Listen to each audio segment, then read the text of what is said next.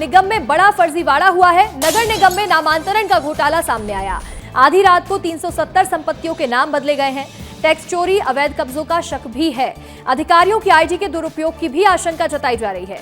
इस पूरे मामले की जांच पड़ताल शुरू हो चुकी है और दोषियों पर सख्त कार्रवाई की जाए, इसकी भी मांग की जा रही है। इंदौर नगर निगम में एक बड़ा फर्जीवाड़ा सामने आया है, जहां नामांतरण घोटाला देखने को मिला। आधी रात को 370 संपत्तियों के नाम बदल दिए गए हैं। टैक्स चोरी का, अवैध कब्जों का भी शक जताया जा रहा है। हमारे सहयोगी अक्षत मिश्रा जुड़ रहे हैं। अक्षत, आधी रात को 370 संपत्तियों के नाम बदलने के पीछे की क्या वजह हो सकती है?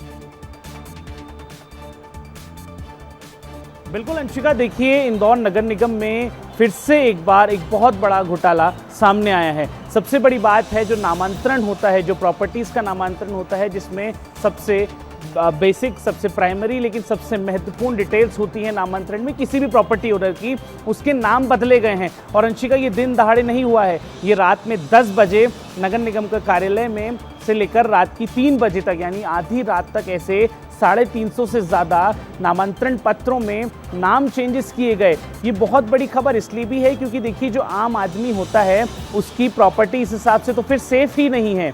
सबसे बड़ी बात यह है इसमें नामांतरण शुल्क बचाने को लेकर जो आशंकाएं जताई जा रही हैं कि क्यों ये घोटाला किया गया है, तो इसके कई कारण सामने आ सकते हैं। या तो नामांतरण में जो टैक्स लगता है उसे बचाने को लेकर, भूमाफियाओं को संरक्षण देने को लेकर, या जो प्रॉपर्टियां अवैध हैं उन्हें वैध करने के लिए ये सभी चीज़ें की गई हैं। ये नामांतरण घोटाला किया गया है। देखिए, लेकिन अभी तक ये स्पष्ट नहीं हुआ है कि ये किसने किया है। एक बड़ी और आशंका ये भी जताई जा रही है कि जो अधिकारी होते हैं, जो निगम के अधिकारी होते हैं, जो उन्हें एम्प्लॉय कोड मिलता है, सिर्फ वही एक्सेस कर सकते हैं नगर निगम के पोर्टल को।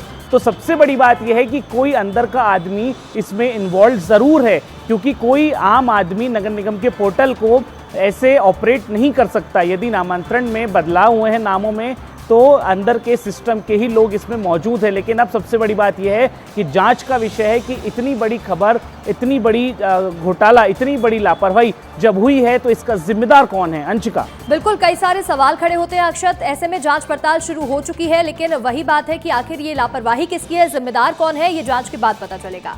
आपका जुड़ने के लिए बहुत बहुत शुक्रिया।